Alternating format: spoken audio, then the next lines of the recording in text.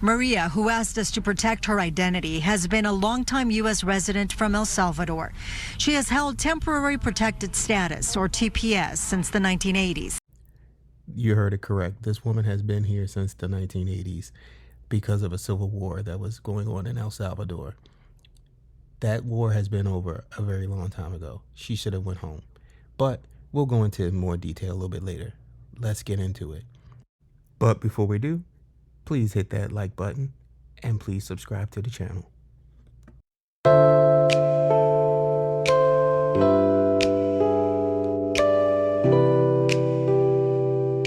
Fox 11, a longtime U.S. resident is devastated after receiving a letter from Homeland Security. She now fears her decades-old immigration case could lead to detention. Fox 11's Gina Silva is live in Pomona with the latest. Gina. Well, this is a woman who's lived in the United States since she was 14 years old. She is married to a U.S. citizen. She has a child who was born here in the United States. But soon she could be detained and deported to El Salvador. I was in shock. I was in shock because I did not expect to receive a direct letter from ICE. A letter from the Department of Homeland Security ordering her to appear in person next Tuesday has left this woman in tears and fearful of what her future may hold. Not knowing. I think that's what it is, like the uncertainty of what they want and why they want to see me. Maria, who asked us to protect her identity, has been a longtime U.S. resident from El Salvador. She has held temporary protected status, or TPS, since the 1980s. And her case, like thousands of others, has remained dormant for decades. I don't have a criminal record. I have never had conflicts or any type of interaction with police. A background check confirms what Maria told us. She has no criminal record. She's a graduate of UC Riverside and is scheduled to begin her master's program next month. Her employer, friends, and colleagues have all provided letters vouching for her good character. But she's worried none of that will matter. I have done everything right. I have always conducted myself in a very exemplary way. People are being called to report to ICE solely for the purpose of detention and deportation. Immigration attorney Jose Osorio says Maria has reason to worry.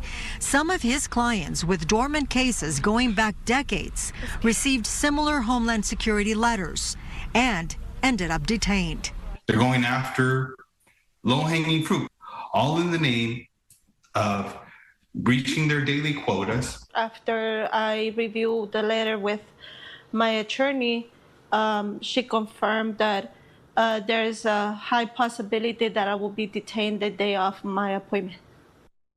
Part of the reason why Maria thinks that she will be detained is because the letter specifically states that she needs to bring her passport and her medications. So she's wondering, why do I have to bring my medications if I'm going to be allowed to go back home? And that's a good question. Alex, Christine? So given this information, this perspective, is she preparing to be detained? I mean, organizing anything in the event that does happen? She has an attorney. She really doesn't know what to do because the attorney has told her that there's a huge possibility she will be detained and will be detained until a judge will determine if she can stay or be sent back to her country. There really isn't a lot she can do. She could avoid, one of the other option is not going, but then there'll be a warrant out for her arrest. Right. Puts these people in this really impossible situation. Gina Silva, thank you for that. What impossible situation is he talking about? She came here on TPS, temporary protective status, which means temporary means not forever. And that's the problem. When you allow people into this country temporarily, they think that they are allowed to be here forever. And that's not how things work. She was let into this country because her country was at war from 1979 to 1990. She arrived in the country in 1985. So 5 years after she arrived in the country, she should have been allowed to go home. That's the problem. She thinks that since they never told her to go back home, that she can be here forever. And that's not how things will be. She needs to understand that it's time to go home, along with the other 60,000 just like her that are under temporary protective status, and then we can get them all out of here, and then we can continue to move on and get all of the other illegal immigrants out of the country. They all have to go. As much as people try to say that they're good for the country, crime has risen because of them. You can't say, well, most of them aren't bad people. Okay, it doesn't matter if most of them aren't bad people. They can apply the proper way like everyone else did. But they all have to go. I'm sorry.